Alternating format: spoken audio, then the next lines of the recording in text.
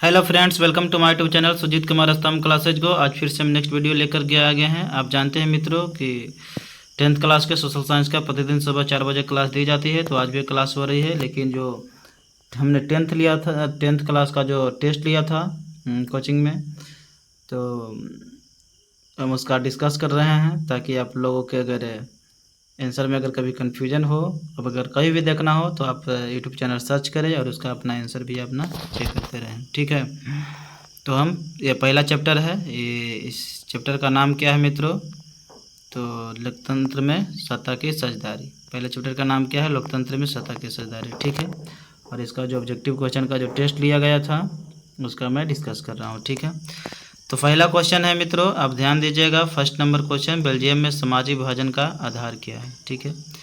जल्दी से बताइए, इसका सही जवाब दीजिए। बेल्जियम में सामाजिक विभाजन का आधार क्या है? क्या भाषा है, जाति है, नस्ल है, सभी है? जल्दी से आंसर कमेंट कीजिएगा। और हम ज़्यादा टाइम नहीं दे पाएंगे, इसलिए नहीं दे पाएंगे क्योंकि बहुत सारा क्वेश्चन करना है। इसमें लगभग लोकतंत्र में सत्ता की साझेदारी से लगभग क्वेश्चन की संख्या जो है से कितनी है, लगभग देखिए 65 के लगभग है, ठीक है ना। और हम साथ ही साथ OMR शीट ऑफ प्रैक्टिस भी करवा दे रहे हैं ताकि बिहार बोर्ड में दिक्कत ना हो जाए, इसलिए जो टेस्ट ली जाती है OMR शीट पर ली जाती है, ठीक है। समझ आई ना? तो इस बात को आप ध्यान दीजिएगा। 65 नंबर क्वेश्चन तक है, तो इसलिए हम स्पीड चलेंगे, इसलिए डिस्कस जो है से स्पीड होगी, ठीक है। तो ध्यान देंगे इन चीज़ों पर। तो फर्स्ट नंबर क्वेश्चन है, बेल्जियम में सामाजिक विभाजन का आधार क्या है? तो भाषा है, ठीक है ना। सामाजिक विभाजन का आधार क्या है मित्रों? भाषा है, ना है जाति ना नस्ल है ना। तो बेल्जियम में जो सामाजिक विभाजन का जो मुख्य आधार है वह भाषा है। ये आप ये मत मान लीजिएगा कि यह सभी दिल है तो हम सही में टिक मार दे, गलत चीज़ है भाई जी। भाषा है। जानते हैं बेल्जियम देखिए यूरोप का एक छोटा सा देश है। यूरोप का क्या है? एक छोटा सा देश, जहाँ की अगर महज जनसंख्या में बात करूँ तो लगभग 1 करोड़ से ज़्यादा नहीं होगा, ठीक है ना। 1 करोड़ जनसंख्या है बेल्जियम में। क्या है? 1 करोड़ जनसंख्या है, ठीक है। और ये यूरोप का एक छोटा सा देश है। यहाँ जानते हैं 3 समुदाय रहते थे, एक डच भी रहते थे और एक फ्रेंच रहते थे और एक जर्मन रहते थे। डच रहते थे, फ्रेंच रहते थे और जर्मन रहते थे, ठीक है ना। डच बोलने वाले की संख्या 59% और फ्रेंच बोलने वाले की संख्या 40% थी, ठीक है। तो रहते थे। हालांकि जर्मन बहुत छोटा सा समुदाय था, है ना, जनसंख्या इसका कम था, लेकिन हालांकि आर्थिक रूप से मजबूत भी थे बेल्जियम, और राजनीतिक रूप से भी मजबूत रहेंगे भाई, सक्रिय रहेंगे। जो आर्थिक रूप से मजबूत है तो राजनीतिक रूप से सक्रिय भी रहेगा। ये जर्मन भाषी जो है सक्रिय भी था। कम जनसंख्या थी, है ना, अल्पसंख्यक में थे, लेकिन फिर भी ये क्या थे? आर्थिक रूप से भी मजबूत थे और राजनीतिक रूप से भी सक्रिय थे, ठीक है ना। कौन? जर्मन भाषी। जो कि यहाँ कौन कौन था? डच था, फ्रेंच था, जर्मन था। देखिए इन तीनों के बीच, डच, फ्रेंच और जर्मन, इन तीनों के बीच ना तनाव बढ़ता चला गया। कब? 1950 से लेकर के 1960 के बीच में। 1950 से 60 के बीच में इन तीनों के बीच में ना तनाव बढ़ता चला गया। तीनों ने, जिससे तनाव इसलिए बढ़ा कि इसे अच्छा, इस पर भाई इस सत्ता पर नियंत्रण किसका होगा, मतलब बेल्जियम के सीट पर कंट्रोल किसका होगा ना। इसी चीज़ को लेकर तीनों में तनाव बढ़ता चला गया, है ना। तो भाई बहुत सारी छोटी मोटी घटनाएं भी घटी, हिंसा की घटनाएं भी घटी, बहुत लोग मारे भी गए, मारे पीट भी गए एक दूसरे से। तो एक दिन ऐसा हुआ कि ना सभी समुदाय एकत्रित होकर के ना एक निर्णय लिया। सभी समुदाय एकत्रित होकर निर्णय लिया, कहा है भाई एक दूसरे से मारपीट करेगा ना, आप रहेंगे ना हम, तो इसलिए निर्णय ले लो भाई। निर्णय लिया कि देखो सभी की भागीदारी इसमें होनी चाहिए। निर्णय क्या लिया कि सभी की भागीदारी होनी चाहिए। डिसीजन क्या लिया मित्रों? जो डिसीजन लिया इन्होंने, डिसीजन क्या लिया कि सभी की भागीदारी होनी चाहिए, ठीक है। और प्रांत की सरकार की ना सत्ता होना चाहिए, प्रांतीय सरकार की क्या होनी चाहिए? सत्ता। और केंद्र की शक्तियों को थोड़ा कम किया गया, ठीक है ना। इस तरह से किया गया, जिसकी वजह से क्या हो गया? बेल्जियम जो है से सभी समुदाय के समान अधिकार दे करके आज कितनी अच्छी खुशहाली से जी रहा है ना। लोकतंत्र स्थापित किए हुए खुशहाली से जी रहा है ना। तो सबसे अच्छी तरह से इन्होंने निर्णय लेकर काम किया, तो भाषा हो जाएगा फर्स्ट का ये ऑप्शन, ठीक है। हालांकि इतना डिस्कस करेंगे ना मित्रों तो ज़्यादा टाइम लग जाएगी, इसलिए हमें आगे बढ़ना चाहिए फटाफट। दूसरा नंबर क्वेश्चन का जवाब देंगे, बेल्जियम में डच तथा फ्रेंच बोलने वाले नागरिकों की संख्या क्या है? तभी हमने तुरंत बताया कि 59% और 40%। तो डच बोलने वाली संख्या कितनी भाई जी 59%, और फ्रेंच बोलने वाला 40%, और जो जर्मन थे क्या थे बिल्कुल अल्पसंख्यक थे, अल्पसंख्यक मतलब कम ही समय का था। ठीक है, तीसरा नंबर क्वेश्चन का आप जवाब देंगे, स्वतंत्रता का अधिकार भारतीय संविधान के किस अनुच्छेद में वर्णित है? जल्दी से आंसर कमेंट करेंगे। स्वतंत्रता का अधिकार भारतीय संविधान के किस अनुच्छेद में वर्णित है? तो हमने बताया है मित्रों कि स्वतंत्रता का अधिकार जो है अनुच्छेद 19 से लेकर के 22 में है। तो स्वतंत्रता का अधिकार जो है ऑप्शन अगर 19 सही है तो सी ऑप्शन बिल्कुल सही जवाब है। ठीक है ना। अब जानते हैं मित्रों कि आपका जो फंडामेंटल राइट है वो 6 तरह की है। 7 फंडामेंटल राइट था जो संपत्ति के अधिकार को संविधान के 44वें संशोधन 1978 ईस्वी के द्वारा अनुच्छेद 300 के कम में रख करके केवल कानूनी अधिकार के रूप में रख दिया गया। ठीक है ना, इसलिए संपत्ति के अधिकार को हटा दिया क्योंकि अगर सरकारी कोई काम होती थी, रोड बनाना रहता था, अगर किसी निजी जमीन आ जाता था तो रोड बनाने ही नहीं देता था व्यक्ति। तो इसलिए क्या हुआ, फंडामेंटल राइट जो है से उसको हटा दिया, क्योंकि फंडामेंटल राइट रहती तो रोड बनाने नहीं देती, और सरकार बरी करती तो सुप्रीम कोर्ट पहुंच जाती थी या हाई कोर्ट पहुंच जाती थी वो आदमी। इसलिए क्या किया, संपत्ति के अधिकार को ही मौलिक अधिकार से क्या कर दिया, हटा दिया, और कानूनी अधिकार रह गया केवल। ठीक है ना, अगर रोड बन रही है, अगर बीच में आपकी ज़मीन आ जाती है तो आपको ज़मीन को खरीद लेगी, चाहे 2 गुना दे दे, 4 गुना दे दे, 6 गुना से ना, मतलब जितना रेट है उसका 4 गुना 6 गुना से आपको क्या कर लेगी, आपको ज़मीन को खरीद लेगी, है ना, और आपको देना ही पड़ेगा। अब सुप्रीम कोर्ट आप नहीं जा सकते हैं। ठीक है ना, एक लीगल कानून हो गया केवल बस। ठीक है, फंडामेंटल नहीं रहा। तो मौलिक 6 गो है मौलिक अधिकार, अभी 6 बचे हैं। ठीक है ना, पहला समता का अधिकार है जो कि अनुच्छेद नंबर 14 से लेकर किस में है, 14 से लेकर 18 में है समता का अधिकार। अनुच्छेद नंबर 19 से 22 में है स्वतंत्रता का अधिकार। अनुच्छेद 23 से लेकर के 24 में है, 23 से 24 में है शोषण के विरुद्ध अधिकार। और अनुच्छेद 25 से लेकर के 28 में है धार्मिक स्वतंत्रता का अधिकार। अनुच्छेद 29 से लेकर के 30 में है, अनुच्छेद 29 से 30 में क्या है, सांस्कृतिक एवं शैक्षणिक अधिकार। और जो अनुच्छेद 31 में था संपत्ति का अधिकार, उसको क्या कर दिया गया, हटा दिया गया। और अनुच्छेद 32 में क्या बचा है, संवैधानिक उपचार का अधिकार। ठीक है ना, चलिए बिल्कुल सही जवाब। तो 19 हो जाएगा, अनुच्छेद 19 सी ऑप्शन। चौथा नंबर क्वेश्चन का आप लोग जवाब देंगे मित्र, इंग्लैंड में महिलाओं को वोट देने का अधिकार कब प्राप्त हुआ है? क्या 1918 में, क्या 1928 में, 1938 में, 1990 में? ठीक है, तो इंग्लैंड में महिलाओं को वोट देने का जो अधिकार कब प्राप्त हुआ है मित्रों? 1918, 1928 या 1938 या 1990? जल्दी से आंसर कमेंट करेंगे। इंग्लैंड में महिलाओं को वोट देने का अधिकार कब प्राप्त हुआ? तो इंग्लैंड में महिलाओं को वोट देने का अधिकार जो प्राप्त हुआ 1918 ईस्वी में। 2 कानून बने थे, एक 1918 में बने थे, एक 1928 से बने थे। ठीक है, तो अगर ऑप्शन 1918 से अगर दिया हुआ है तो 1918 आंसर मारें, अगर 1928 अगर है, अगर 1918 नहीं है तो फिर 1928 में। ठीक है, तो इंग्लैंड में महिलाओं को वोट देने का अधिकार 1918 में, ये ऑप्शन बिल्कुल सही जवाब है। ठीक है, 5वां नंबर क्वेश्चन का आप लोग जवाब देंगे मित्रों। 5वां नंबर क्वेश्चन क्या कहा जा रहा है? ठीक है, निम्नलिखित में से कौन रंगभेद के विरोधी नहीं है? Martin Luther king junior, Mahatma Gandhi, या टॉमी स्मिथ एवं जॉन कॉलेस, या जेड गुडी? तो निम्नलिखित में से कौन रंगभेद के विरोधी नहीं है? मार्टिन लूथर किंग जूनियर, या महात्मा गांधी, या टॉमी स्मिथ एवं जॉन कॉलेस, या जेड गुडी? बताइए, तो कौन रंगभेद के विरोधी नहीं थे? तो मार्टिन लूथर किंग जूनियर भी थे, महात्मा गांधी भी थे, टॉमी स्मिथ एवं जॉन कॉलेस भी थे, डी नहीं थे, मतलब जेड गुडी नहीं थे। तो डी ऑप्शन सही हो जाएगा। आप देख लीजिएगा मैया बाबू। ठीक है, मिला लीजिएगा अपना टेस्ट पेपर, और टेस्ट पेपर का जो डिस्कशन किया जा रहा है उसको आप जरूर देख लीजिएगा वीडियो मित्रों, है ना। क्वेश्चन आपको जो है लिमिटेड बांध दिया गया है, इससे क्वेश्चन बाहर नहीं आ सकती। ठीक है, तो निम्नलिखित में से कौन रंगभेद हो गया? 5वां हो गया क्वेश्चन। 6 नंबर क्वेश्चन का आप लोग जवाब देंगे, जल्दी से आंसर कमेंट करेंगे, फटाक दे पर आंसर कमेंट करेंगे। आप जितना स्पीड कीजिएगा उतना ही जो है हम लोग आगे बढ़ेंगे। ठीक है ना। तो 6ठा नंबर क्वेश्चन का आप लोग जवाब देंगे मित्रों, जल्दी से आंसर कमेंट करें 6 नंबर क्वेश्चन का। और 6 नंबर क्वेश्चन क्या है, धर्म को समुदाय का मुख्य आधार मानने वाला व्यक्ति क्या कहलाता है? धर्म के समुदाय को मुख्य आधार मानने वाला व्यक्ति क्या कहलाता है? क्या सांप्रदायिक? नहीं भैया, देखिए मुख्य आधार अगर मानने वाला व्यक्ति है तब सांप्रदायिक हो सकता है। ठीक है ना, धर्मनिरपेक्ष, अगर धर्म के समुदाय को मुख्य आधार मानने वाला व्यक्ति तो सांप्रदायिक हो जाएगा, ऑप्शन बिल्कुल सही जवाब। धर्मनिरपेक्ष का मतलब होता है कि राज्य सरकार आप धार्मिक मामले में किसी प्रकार का हस्तक्षेप नहीं करेगी। ठीक है ना, जातिवाद भी नहीं हो जाएगा इनमें से कौन, तो ये ऑप्शन बिल्कुल सही जवाब है मित्रों।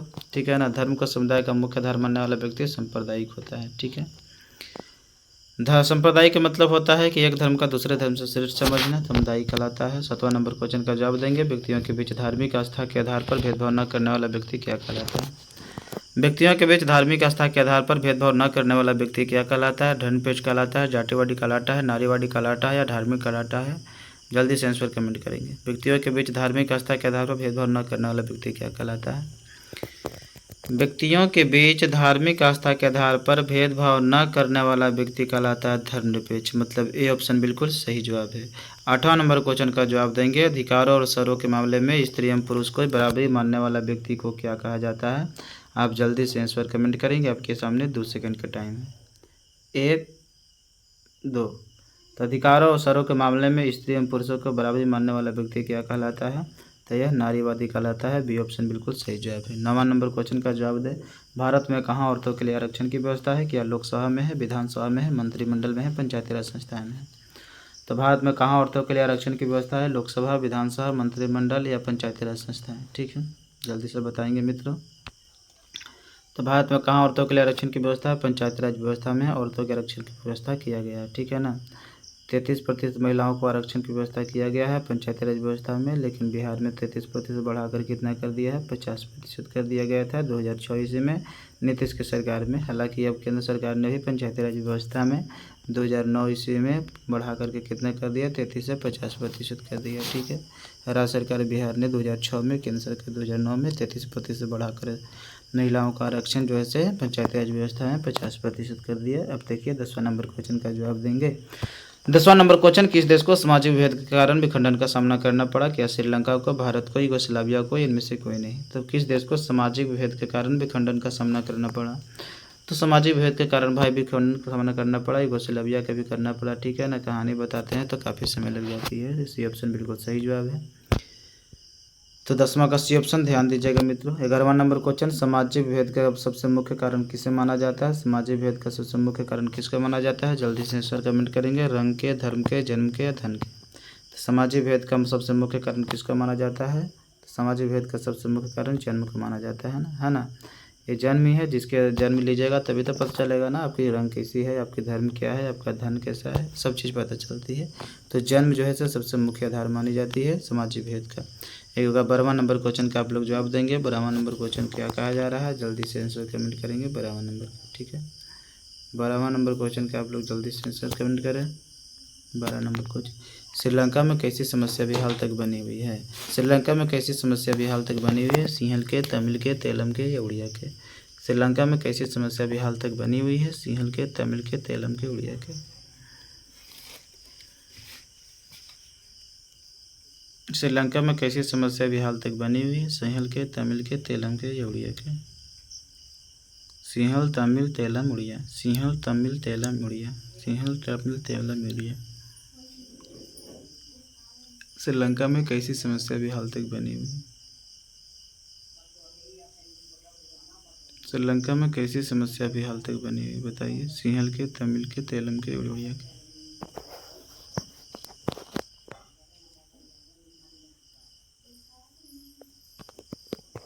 श्रीलंका में कैसी समस्या भी हाल तक बनी हुई है? सिंहल, तमिल, तेलम, उड़िया। श्रीलंका में तमिल की समस्या भी हाल तक बनी हुई मित्रों, है ना। श्रीलंका में समस्या जो है से अभी हाल तक बनी हुई है। ठीक है ना। श्रीलंका भी बहुत लंबी कहानी है, अगर कहें तो बता दूँ, नहीं तो छोड़ दो, है ना। देखिए श्रीलंका भी जो है ना हमारी एक पड़ोसी, छोड़िए इसमें नहीं बताते हैं ना, एक अलग ही वीडियो बना दूँ क्या श्रीलंका के, है ना, जैसा आप बोले, नहीं तो शॉर्ट में बक देता हूँ तुरंत। देखिए श्रीलंका जो है हमारी पड़ोसी एक द्वीपीय देश है। क्या है? द्वीपीय देश है। यहाँ की आबादी लगभग ना 2 करोड़ रही होगी, है ना। लगभग हरियाणा इतना बड़ा होगी, है ना। यहाँ पे बहुत सारा धर्म समुदाय है जी, जैसे सिंहली भी है, तमिल भी है, ईसाई भी है। अगर सिंहली की मैं बात करूँ तो सिंहली सबसे ज़्यादा है, लगभग श्रीलंका में ना 74% सिंहली है। तमिल 18% है। ठीक है ना, जो कि भारतीय मूल के निवासी हिंदू धर्म मानेंगे। और सिंहली कौन धर्म मानते हैं? बौद्ध धर्म मानते हैं। और एक ईसाई है वो 6% है। ठीक है ना। तो अब जानते हैं मित्रों कि तमिल की समस्या हमेशा बनी हुई है, क्योंकि जब आज़ाद हुआ था 1948 ईस्वी में श्रीलंका ना, 1948 में जब श्रीलंका आज़ाद हुआ था तो 1950 से 60 ईस्वी में 1950 से 60 ईस्वी में तमिलों ने कहा था, 1950 से 60 ईस्वी में 1950 से 60 के दशक में तमिल समुदाय ने कहा था कि सत्ता में ना समान हक चाहिए। क्या चाहिए? सत्ता में हमको समान हक चाहिए, बराबरी के हक चाहिए, समान हक चाहिए। लेकिन जो सिंहली व्यक्ति था उन्होंने जो भी कानून बनाया, कानून का निर्माण किया, वो समान की बात नहीं कही गई, है ना।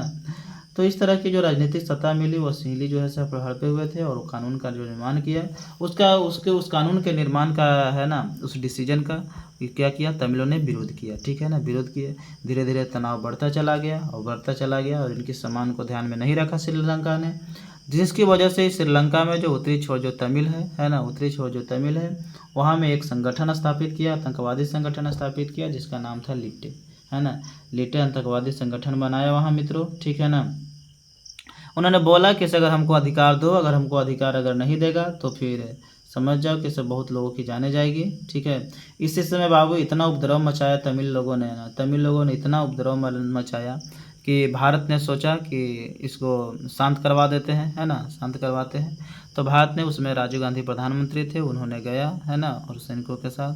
तो वहाँ पे उसी समय बेचारे राजीव गांधी का भी एक लिटे में ही एक व्यक्ति था श्रीलंका के, उसी ने ही मार दिया गोली, है ना, जिसकी वजह से राजीव गांधी की भी मौत हो गई थी, है ना।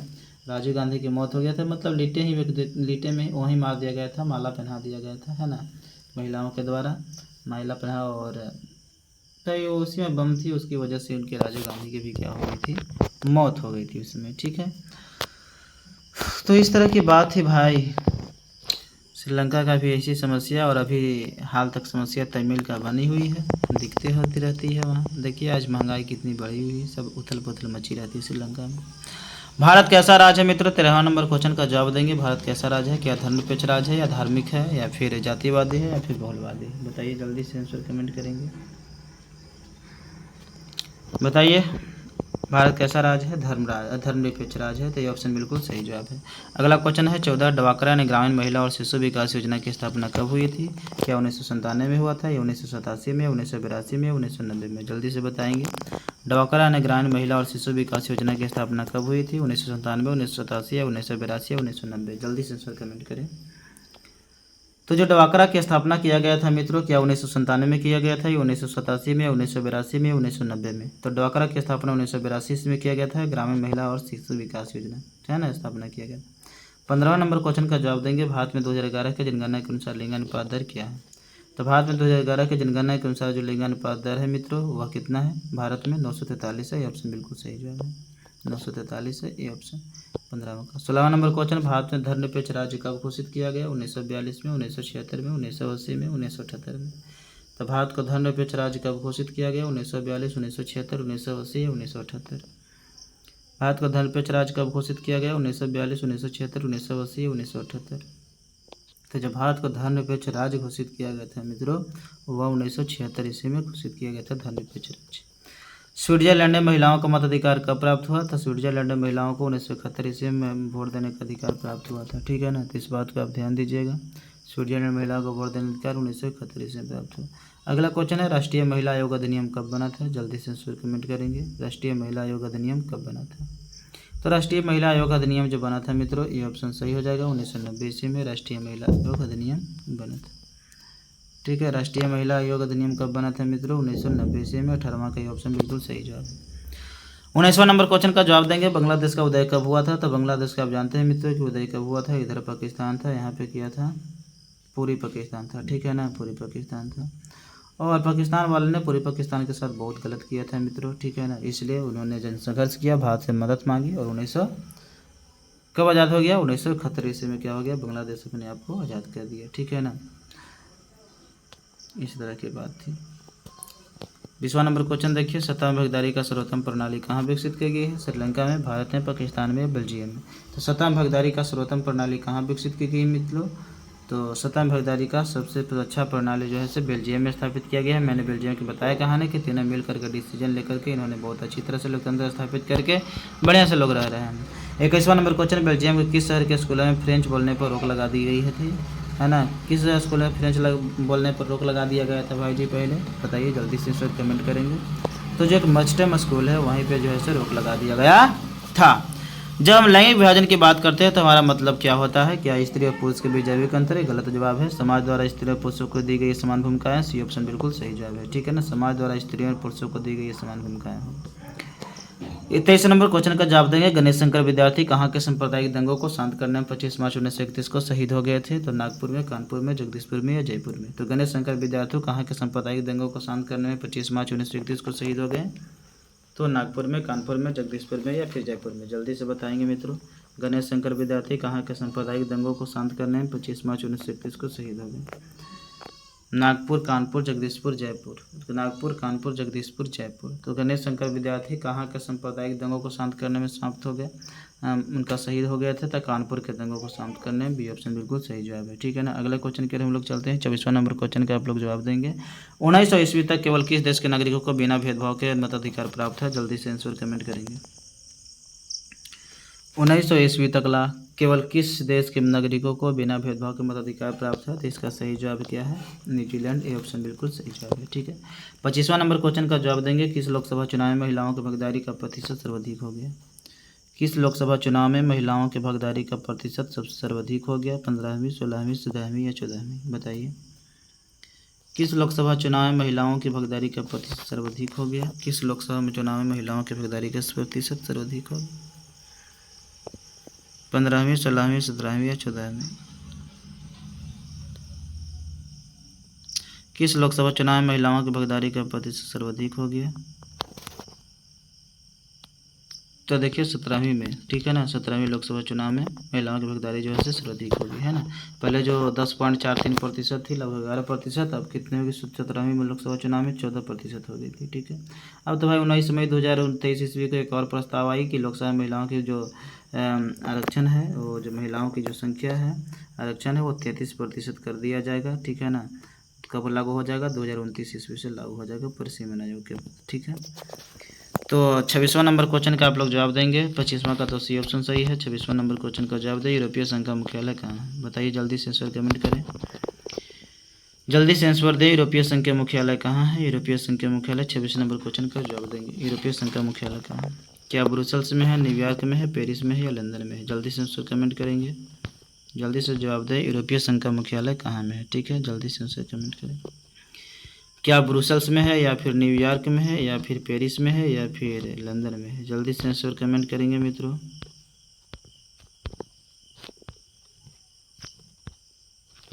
तो यूरोपीय संघ का मुख्यालय जो है ब्रुसेल्स में है। 26 नंबर का ये ऑप्शन बिल्कुल सही जवाब है। ठीक है ना, यूरोपीय संघ का मुख्यालय कहाँ में है?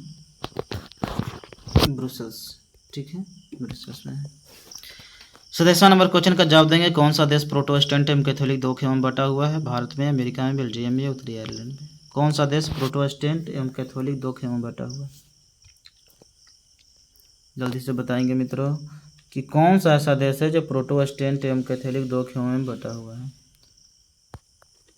तो इसका बिल्कुल सही जवाब है मित्रों, उत्तरी आयरलैंड। कौन सा? उत्तरी आयरलैंड, मतलब डी ऑप्शन बिल्कुल सही जवाब है, जब प्रोटेस्टेंट एवं कैथोलिक दो खेमों में बटा हुआ है। ठीक है ना, प्रोटेस्टेंट कुछ ज़्यादा उग्र के आदमी होता है और कैथोलिक थोड़ा सा नॉर्मल टाइप का होता है, उग्रवादी टाइप का। 28वां नंबर क्वेश्चन का जवाब देंगे। धर्म को राजनीति से अलग नहीं किया जा सकता, ये कथन किसका है? महात्मा गांधी, जगजीवन राम या रजनी कोठरी या स्वामी विवेकानंद? तो धर्म को राजनीति से अलग नहीं किया जा सकता है, महात्मा गांधी ने इस बात को बोला था। ठीक है ना, तो 28वां की ऑप्शन बिल्कुल सही जवाब है।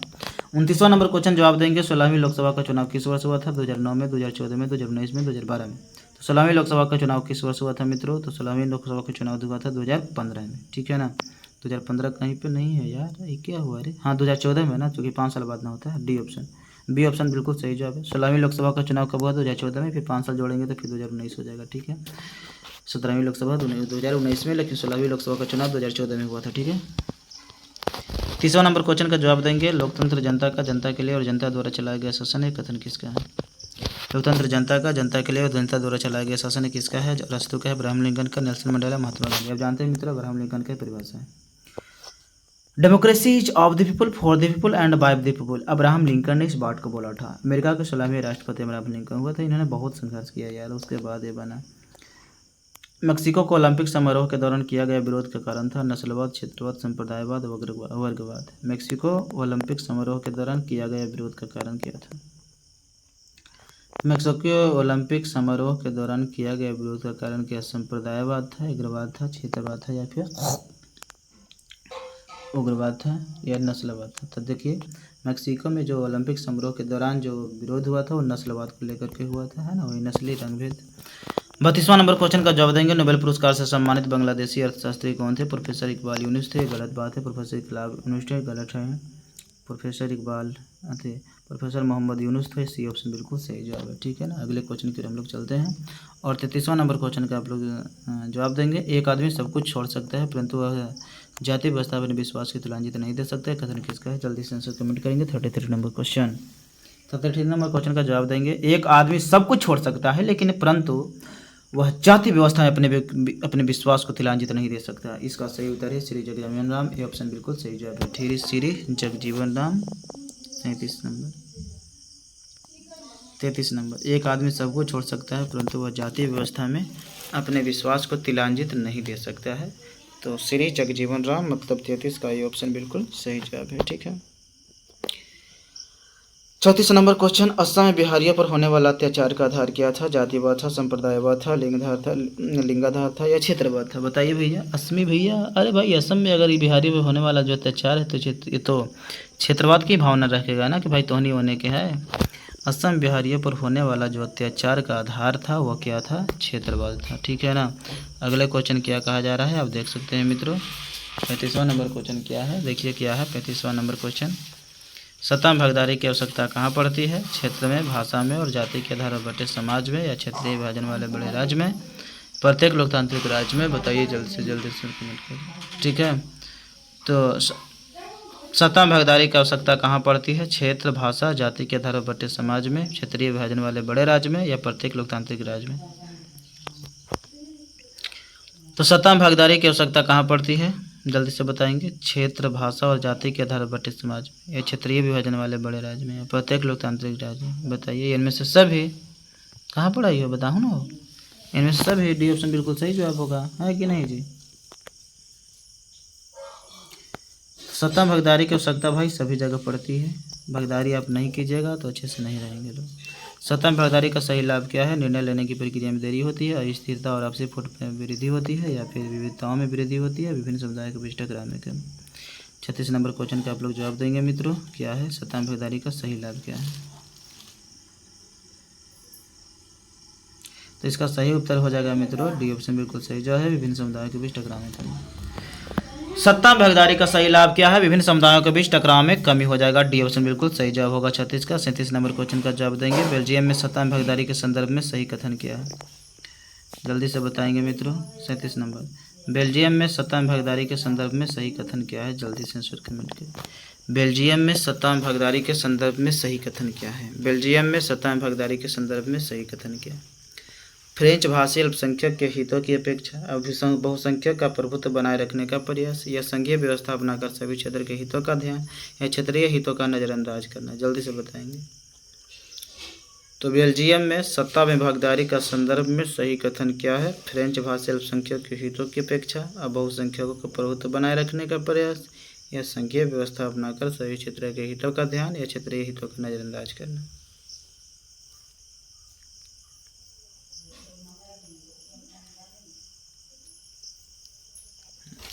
तो आपको बेल्जियम के बारे में पूरी कहानी बताया तो आपको समझ में आ गया होगा कि संघीय व्यवस्था अपनाकर सभी क्षेत्रों के हितों की ध्यान दिया गया। 37 का सी ऑप्शन बिल्कुल सही जवाब है। 38वां नंबर क्वेश्चन का जवाब देंगे। श्रीलंका में डोडोट भाषा बोलने वाला अल्पसंख्यक है। डोडोट भाषा बोलने वाला क्या है? अल्पसंख्यक है। श्रीलंका में डोडोट भाषा बोलने वाला क्या है? अल्पसंख्यक है। तमिल है, सिंहली है, उर्दू है, हिंदी है। तो श्रीलंका में तमिल भाषा बोलने वाला अल्पसंख्यक है, बिल्कुल सही जवाब। सिंहल तो बहुत ज़्यादा है भैया, उर्दू नहीं, हिंदी। तो 38 का ए ऑप्शन बिल्कुल सही जवाब है। श्रीलंका में तमिल भाषा बोलने वाला अल्पसंख्यक है। 39वां नंबर क्वेश्चन का जवाब देंगे। किसने कहा था नारियों की स्थिति में सुधार लाए बिना समाज के कल्याण की सूचना उसी प्रकार है जैसे एक पंख से उड़ान भरना? किसने कहा था कि नारियों की स्थिति में सुधार लाए बिना समाज के कल्याण की सूचना उसी प्रकार है जैसे एक पंख से उड़ान भरना? स्वामी दयानंद, स्वामी विवेकानंद, महात्मा गांधी, इनमें से कोई नहीं। तो 39वां का बिल्कुल सही जवाब होगा स्वामी विवेकानंद। बी ऑप्शन बिल्कुल सही जवाब है। यहाँ कने पहुँच गए यार, बी यहाँ ना। किसने कहा था नारियों की स्थिति में सुधार लाए बिना समाज के कल्याण की सूचना उसी प्रकार है जैसे एक पंख से उड़ना? तभी स्वामी विवेकानंद। 40वां नंबर क्वेश्चन का जवाब देंगे। जब हम स्वयं आत्महत्या के लिए तैयार है तो हमें अंग्रेजों दुश्मन लेना या अंग्रेजों पर होना चाहिए? अंग्रेजों पर दोष बढ़ने का क्या अधिकार है? किसने कहा था? 40वां नंबर क्वेश्चन का जवाब देंगे। जब हम स्वयं आत्महत्या के लिए तैयार हैं तो हमें अंग्रेजों पर दोष बढ़ने का क्या अधिकार है? बताइए। अंग्रेजों पर दोष बढ़ने का अधिकार क्या है भैया? हमें अंग्रेजों पर दोष बढ़ने का क्या अधिकार है? किसने कहा था? तो किसने कहा भाई जी? तो यह कहा महात्मा गांधी ने। 40 का सही ऑप्शन बिल्कुल सही जवाब है। समझ गए कि नहीं? 41 नंबर क्वेश्चन का जवाब दीजिए बाबू। 41 नंबर क्वेश्चन का जवाब दीजिए। भारतीय संविधान के बारे में से कौन सा कथन सही है? यह धर्म के आधार पर भेदभाव की मनाही करता है, या एक धर्म के राजकीय धर्म बनाता है, या लोगों को कोई भी धर्म मानने की आज़ादी नहीं है, या महिलाओं में मतदान का अधिकार का अभाव। भारतीय संविधान के बारे में बताइए तो जरा।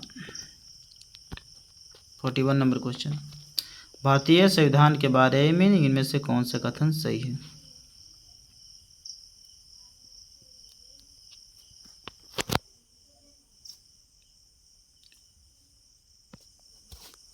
तो ए ऑप्शन बिल्कुल सही जवाब है। यह धर्म के आधार पर भेदभाव की मनाही करता है। 41वां का 42वां नंबर क्वेश्चन का जवाब देंगे। सांप्रदायिक राजनीति किस पर आधारित है?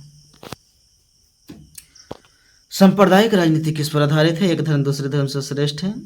ये तो सांप्रदायिकता का मतलब होता ही है, विभिन्न धर्मों के लोग समान नागरिकों के रूप में खुशी खुशी नहीं। एक धर्म के नायक समुदाय गलत, एक धर्मी समय की प्रवक्ता आने से भी धर्म।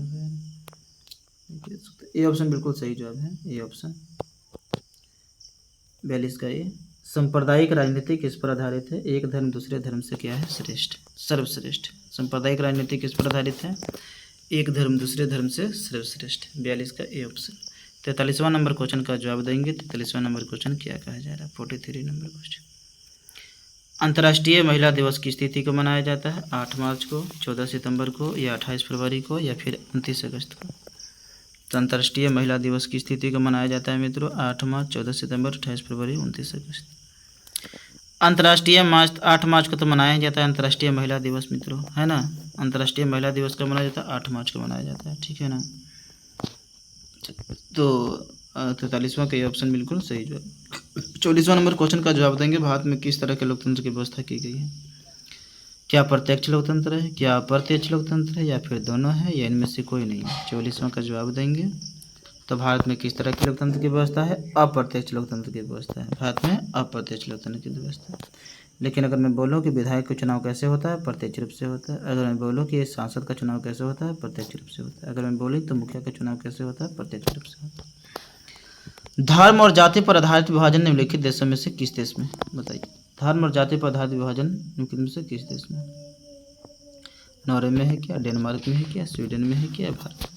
धर्म और जाति पर आधारित विभाजन सिर्फ भारत में। भारत में खूब धर्म जाति हुई रहता है, जातपात।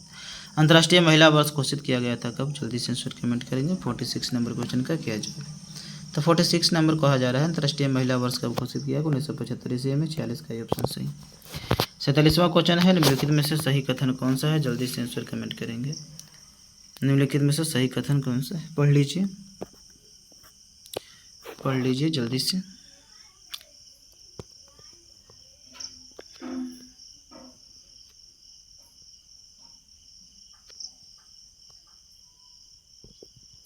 बड़े लोकतांत्रिक देशों में ही सामाजिक विभाजन उत्पन्न होता है। लोकतांत्रिक व्यवस्था में एक व्यक्ति की कई पहचान होती है। सामाजिक विभेद का राजनीति पर कोई प्रभाव नहीं पड़ता है। सामाजिक विभेद हमेशा लोकतंत्र के लिए घटक नहीं होते हैं। तो अब तो समझ में आ ही गया होगा आखिर ये कहना क्या चाहता है। सब तो गड़बड़ साथ है। बी तो ऑप्शन सही हो सकता है। लोकतांत्रिक व्यवस्था में एक व्यक्ति की कई पहचान होती है ना। बहुत पहचान होती है भाई। ये बिहार के रहने वाले हैं, देश के रहने वाले हैं, हमारी क्षेत्र है, अलग है, सबका अलग अलग पहचान है भाई जी। लोकतांत्रिक व्यवस्था को प्रभावित करने वाली असमानताएं कौन सी है? 48 नंबर क्वेश्चन का जवाब देंगे। लोकतंत्र व्यवस्था को प्रभावित करने वाली असमानताएं कौन कौन है? क्या जाति व्यवस्था है, लैंगिक विविधता है, या सांप्रदायिकता है, या फिर सही है? ये तो भाई सही हो जाएगा, कोई दिक्कत नहीं। ये लोकतांत्रिक व्यवस्था को प्रभावित जाति भी करती है, लैंगिक भी करते हैं, सांप्रदायिकता भी करती है, ठीक है। भारतीय जाति प्रथा का मूल आधार क्या है? जन्म है, मरण है, कर्म है, या धर्म है? भारतीय जाति प्रथा का मूल आधार क्या है? जन्म, मरण, कर्म, धर्म। भारतीय जाति प्रथा का मूल आधार क्या है? जल्दी से बताएंगे। जन्म है, मरण है, कर्म है, या धर्म है? भारतीय जाति प्रथा का मूल आधार क्या है? जन्म है, मरण है, कर्म है, या धर्म है? बताइए भारतीय जाति प्रथा का। तो भारतीय जाति प्रथा का जो मूल आधार है मित्रों वह क्या है? आप जल्दी से आंसर कमेंट करेंगे। तो इसका जन्म ही होगा, हालांकि तो पहले ही बताया था ना। भारतीय जाति प्रथा का मूल आधार क्या है? जन्म है। जन्म के आधार पर जाति प्रथा विभाजन होता है भारत में। जो जाति में जन्म लिया वही जाति रहेगा। तो चलिए 50 नंबर क्वेश्चन का जवाब देंगे। भारतीय संसद में महिलाओं को कितने प्रतिशत आरक्षण देने की मांग की गई है? 10%, 33%, 32% या 50%? तो भारतीय संसद में महिलाओं को कितना प्रतिशत आरक्षण देने की मांग की गई है? 10%, 33%, 32.5% या 50%? तो भारतीय संसद में महिलाओं को कितना प्रतिशत आरक्षण देने की मांग की गई मित्रों? 10%, 33%, 32.5%। तो भारतीय संसद में महिलाओं को कितना आरक्षण देने की मांग की गई है? 33%। बी ऑप्शन बिल्कुल सही। 51 नंबर क्वेश्चन का जवाब देंगे। नारीवादी आंदोलनकर्ताओं का विश्वास क्या है? तो नारीवादी आंदोलनकर्ताओं का विश्वास क्या है मित्रों? क्या लैंगिक समानता में, लैंगिक विषमता में, लिंग के आधार पर कार्य विभाजन पर, या फिर से कोई नहीं?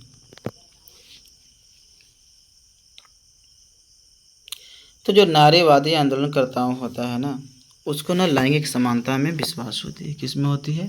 लैंगिक समानता में क्या होती है? विश्वास होती है। ठीक है। अब 52वां नंबर क्वेश्चन का आप लोग जवाब देंगे, क्या हो जाएगा? सरकार का कौन सा प्रकार सबसे अच्छा माना जाता है? जल्दी से बताइए, सरकार का कौन सा प्रकार सबसे अच्छा माना जाता है? क्या राजतंत्र, क्या लोकतंत्र, या अधिनायकवाद, इनमें से कोई? अरे वाह, ये लोकतंत्र से अच्छा कौन हो सकती है? तो बी ऑप्शन बिल्कुल सही जवाब है 52 का, बी ऑप्शन। अब 53 नंबर क्वेश्चन का आप लोग जवाब देंगे। कौन जो है सो सुमेलित नहीं है? बताइए, सुमेलित कौन नहीं है? 53 नंबर क्वेश्चन का जवाब देंगे। 53 नंबर क्वेश्चन का सुमेलित कौन नहीं है? पाकिस्तान इस्लाम धर्म से, श्रीलंका बौद्ध धर्म से, हिंदुस्तान हिंदू धर्म से। गलत। यहाँ धर्मनिरपेक्ष राज है, कोई राजकीय धर्म नहीं है। ठीक है। इंग्लैंड प्रोटेस्टेंट सही है। ठीक है। तो 53 का कौन सा सही जवाब हो जाएगा? C option. 54 नंबर क्वेश्चन का जवाब देंगे। भारतीय संविधान में धर्मनिरपेक्षता का अर्थ क्या है? 54 नंबर क्वेश्चन का जवाब दें। भारतीय संविधान में धर्मनिरपेक्षता का अर्थ है राज्य का अपना कोई धर्म नहीं, राज्य के द्वारा खास धर्म मानने पर जोर, इच्छा अनुसार व्यक्ति का खास धर्म मानने पर स्वतंत्रता, या इनमें से कोई नहीं? भारतीय संविधान में धर्मनिरपेक्षता का अर्थ क्या है? राज्य का अपना कोई धर्म नहीं, राज्य के द्वारा खास धर्म मानने पर जोर, या इनमें से कोई नहीं, या इच्छा अनुसार व्यक्ति का खास धर्म मानने पर स्वतंत्रता। तो भारतीय संविधान में धर्मनिरपेक्षता का अर्थ क्या है? राज्य का अपना कोई धर्म नहीं है। ये ऑप्शन भी सही हो जाएगा भाई, है कि नहीं? और बाद देखते हैं, राज्य के द्वारा खास धर्म मानने पर जोर, ये तो गलत बात है भाई जी, है कि नहीं? इच्छानुसार व्यक्ति खास धर्म मानने पर स्वतंत्रता, ये तो हालांकि ये भी स्वतंत्रता है भी, इनमें से कोई नहीं। देखिए, भारतीय संविधान धर्मनिरपेक्षता का अर्थ होता है कि राज्य का अपना कोई धर्म नहीं है। तो ये ऑप्शन सही जवाब है। ठीक है। अपना मानने की इच्छा देता है वो अलग बात है। ठीक है। धर्मनिरपेक्षता का मतलब पूछ रहे हैं। ठीक है ना। धार्मिक स्वतंत्रता का अधिकार नहीं है कि बोले कि इच्छा व्यक्ति की खास धर्म मानने पर स्वतंत्रता है। ये धार्मिक स्वतंत्रता का अधिकार में आती है। लेकिन धर्मनिरपेक्षता का मतलब कि राज्य का कोई अपना राजधर्म नहीं है। 55 नंबर क्वेश्चन का जवाब देंगे। लोकतंत्र की सबसे अच्छी परिभाषा किसने दी थी? लुई 14वां ने, अब्राहम लिंकन ने, जवाहरलाल नेहरू ने, या वुडरो विल्सन ने?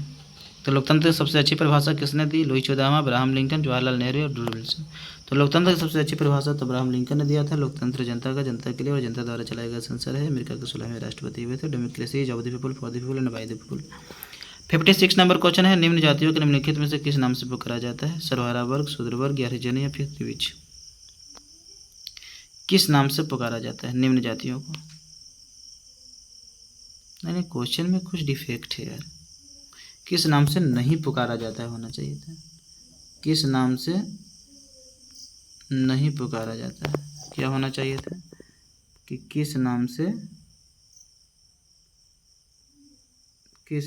नहीं पुकारा जाता है, ऐसा होना चाहिए था। तो द्विज जाति को किस नाम से नहीं पुकारा जाता है? तो द्विज जाति को। हरिजन है, शूद्र है, या सर्वहारा वर्ग है, सब निम्न जाति है। 57 नंबर क्वेश्चन का जवाब देंगे मित्रों। क्या कहा जा रहा है? किसने कहा राजनीति का आधार नैतिक मूल्य होना चाहिए? किसने कहा राजनीति का आधार नैतिक मूल्य होना चाहिए? अंबेडकर ने, महात्मा गांधी ने, जयप्रकाश नारायण ने, जगजीवन राम ने। तो राजनीति का आधार नैतिक मूल्य होना चाहिए, महात्मा गांधी ने कहा।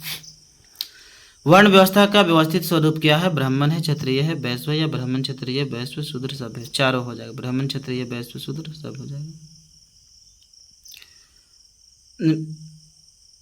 अगला क्वेश्चन है। निम्नलिखित में से कौन ईसाई बहुल देश है? उत्तरी आयरलैंड, नीदरलैंड, या इंग्लैंड, या फिर इनमें से सही? ईसाई बहुल देश इनमें से बताइए कौन से? तो आपको पता है कि सब में ईसाई धर्म रहते हैं। तो डी ऑप्शन, सब ईसाई बहुल देश ही हैं। D option. इंग्लैंड में भी है, नीदरलैंड में, उत्तरी आयरलैंड में। 60 नंबर क्वेश्चन का जवाब देंगे। 1961 ईस्वी में मुंबई में मराठियों की संख्या कितनी थी, जो 2001 में 57% हो गई। 1961 ईस्वी में मराठियों की संख्या कितनी थी, जो कि 2001 में 57% हो गया। तो 1961 ईस्वी में मुंबई में मराठियों की संख्या 34% थी, जो कि 2001 में 57% हो गया बढ़कर मराठियों की संख्या। अब बताएंगे मित्रों 61वां नंबर क्वेश्चन का आप लोग जवाब देंगे, कौन सा सही जवाब है। 1967 ईस्वी तक भारतीय राजनीति में निम्नलिखित में से किसका वर्चस्व रहा। 1967 ईस्वी तक भारतीय राजनीति में निम्नलिखित में से किसका वर्चस्व रहा। सवर्ण का, निम्न जाति का, अनुसूचित जाति का, इनमें से कोई नहीं। तो 1967 ईस्वी तक भारतीय राजनीति में निम्नलिखित में से किसका वर्चस्व रहा।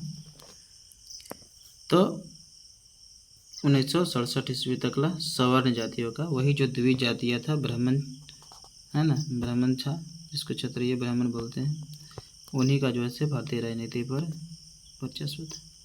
62 नंबर क्वेश्चन का जवाब देंगे मित्रों, क्या कहा जा रहा है। 62 नंबर, भारत में समाज सुधार आंदोलन में निम्नलिखित में से किसका योगदान है। ज्योतिबा फुले, महात्मा गांधी, भीमराव अम्बेडकर, इनमें से सभी। तो भारत में समाज सुधार आंदोलन में निम्नलिखित में से किसका योगदान है। तो भीमराव अम्बेडकर के भी योगदान है, या महात्मा गांधी के भी है, ज्योतिबा फुले के, तो सभी हो जाएगा। ठीक है। 63 नंबर क्वेश्चन का जवाब देंगे, चूंकि 62 का तो डी ऑप्शन है। 63 नंबर 63, जाति व्यवस्था को निम्नलिखित में से किसने कमजोर किया था, बताइए भाई जी। आर्थिक विकास, शिक्षा में वृद्धि, शहरीकरण, उपयुक्त में से सभी। तो जाति व्यवस्था को निम्नलिखित में से किसने कमजोर किया था। आर्थिक विकास, शिक्षा में वृद्धि, शहरीकरण भी गलती लिखा है, उपयुक्त सभी। तो जाति व्यवस्था को निम्नलिखित में से किसने कमजोर किया था। तो डी ऑप्शन बिल्कुल सही जवाब है। 63 का क्या होना चाहिए, डी ऑप्शन होना चाहिए। ठीक है।